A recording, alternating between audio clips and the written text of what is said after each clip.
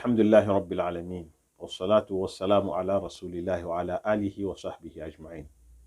Louange à Allah, Seigneur des mondes, que la paix et le salut d'Allah soient sur notre saint prophète Mohammed, sur sa famille, sur ses compagnons et sur tous ceux qui ont suivi leur pas dans l'obéissance d'Allah jusqu'au jour du jugement dernier. Assalamu alaikum wa rahmatullahi wa barakatuhu. Mes frères et sœurs, soyez les bienvenus dans notre programme Réflexion sur le Coran. Aujourd'hui, par la volonté d'Allah, nos méditations se porteront sur le 30e verset de la sourate Baqarah, la vache, qui est le deuxième chapitre du Coran. Allah le Très-Haut dit, A'udhu billahi minash shaitanir rajim, wa idh qala rabbuka lil malaikati inni ja'ilun fil ardi khalifa. قالوا أتجعل فيها من يفسد فيها ويسفك الدماء ونحن نسبح بحمدك ونقدس لك قال إني أعلم ما لا تعلمون. Allah subhanahu wa ta'ala dit وَإِذْ قَالَ رَبُّكَ لِلْمَلَائِكَةِ. Mohammed sallallahu alayhi wa sallam, rappelle-toi, lorsque ton Seigneur a dit aux anges, je vais établir sur terre un calife.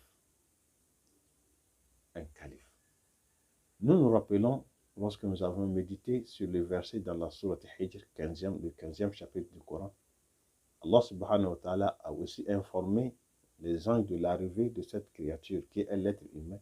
Mais là-bas, Allah subhanahu wa ta'ala leur a dévoilé de quoi cette créature serait faite. Mais ici, Allah subhanahu wa ta'ala leur informe sa position dans l'univers. Quelle est sa position parmi les autres créatures? Allah subhanahu wa ta'ala dit calife. Je vais établir un calife. Le mot calife donne plusieurs sens. Les ulémas disent, parmi ces sens, celui à qui on a octroyé un pouvoir pour gouverner. Comme Allah subhanahu wa ta'ala l'a dit dans la sourate Sad, le 38e sourate du Coran, lorsqu'Allah subhanahu wa ta'ala a dit dans son verset 26, Ya Daoud, inna ja'alnaka khalifatan fil ard, fahkum bayna an-nas bil haqq wa la tattabil hawa fayudillaka an sabilillah.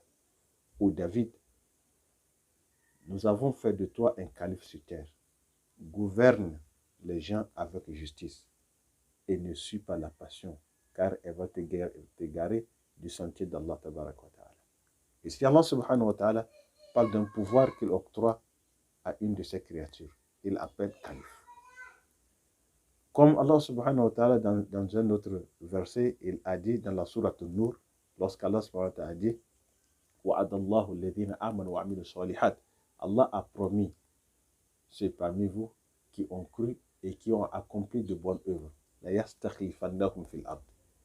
Il leur donnera succession sur terre, c'est-à-dire le pouvoir sur les autres. Kama stakhlafa alladhina min qablihim.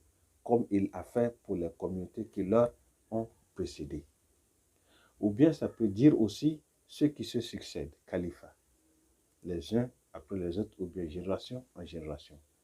Allah subhanahu wa ta'ala, dans le 6e chapitre de Surat Al-An'am, dans son verset dernier, le 165e verset de ce chapitre, Allah subhanahu wa ta'ala dit wa huwa alladhi ja'alakum khala'ifa al-ard. C'est lui qui a fait de vous des successeurs sur terre.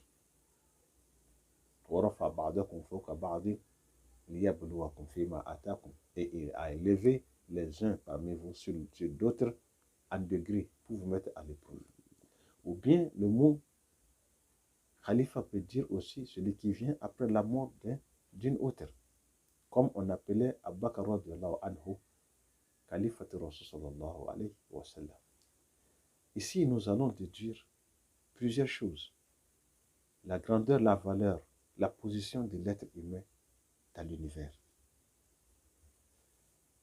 Et quel qu'en soit aussi l'essence du mot calife, vicaire ou bien gérant, cela n'octroie jamais une qualité de Dieu à l'être humain pour qu'il agisse comme bon le sent, pour qu'il se sent libre, complètement libre, qui peut vivre comme il veut. Dieu est calife.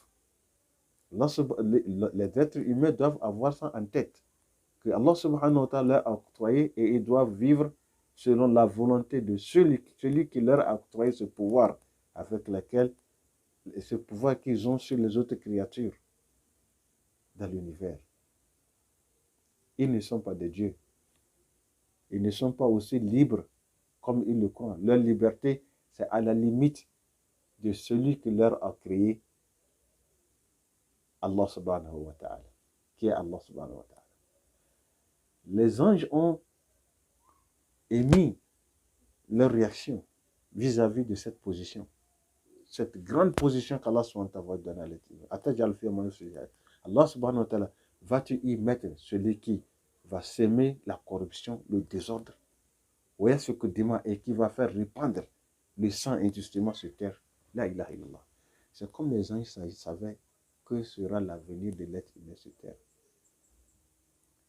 Les ulémas se demandent comment est-ce que les anges ont su.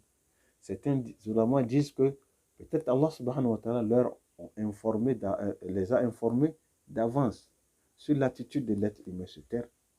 Et ce qui, après, lorsqu'ils ont su sa position, ça a suscité cette réaction.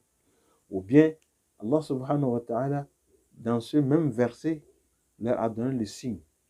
Les anges ont déduit même dans le même verset l'attitude de l'être humain.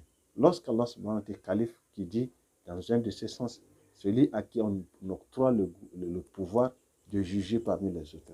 Ça veut dire qu'il y aura problème, il y aura de l'injustice, il y aura de l'incompréhension, il y aura des disputes parmi eux. Ce qui interpelle la justice et en toute équité parmi eux pour que les gens récupèrent leurs droits.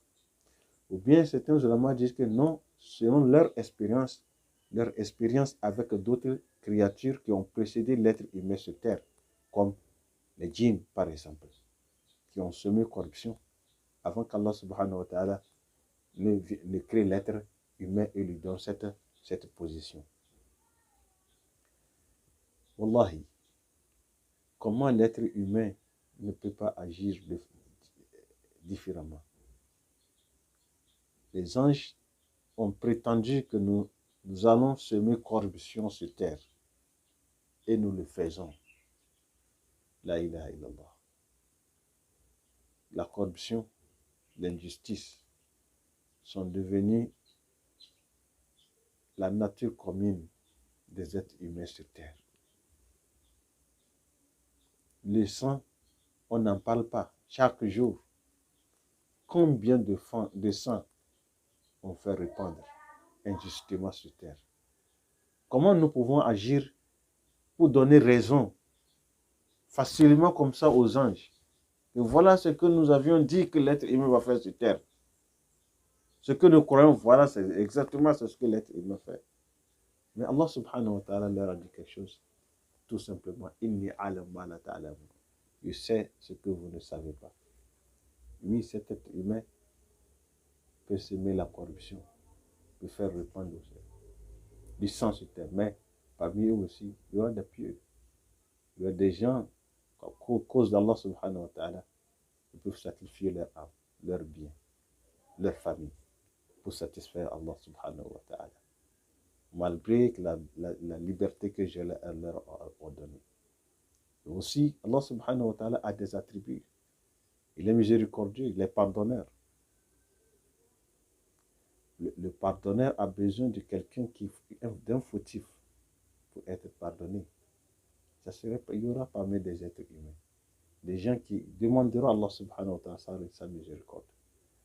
Allah subhanahu wa ta'ala fasse que nous prenions conscience de notre position dans l'univers et notre devoir vis-à-vis d'Allah subhanahu wa ta'ala, celui qui nous a octroyé cet immense pouvoir sur les autres créatures. Assalamu alaikum wa rahmatullahi wa barakatuh.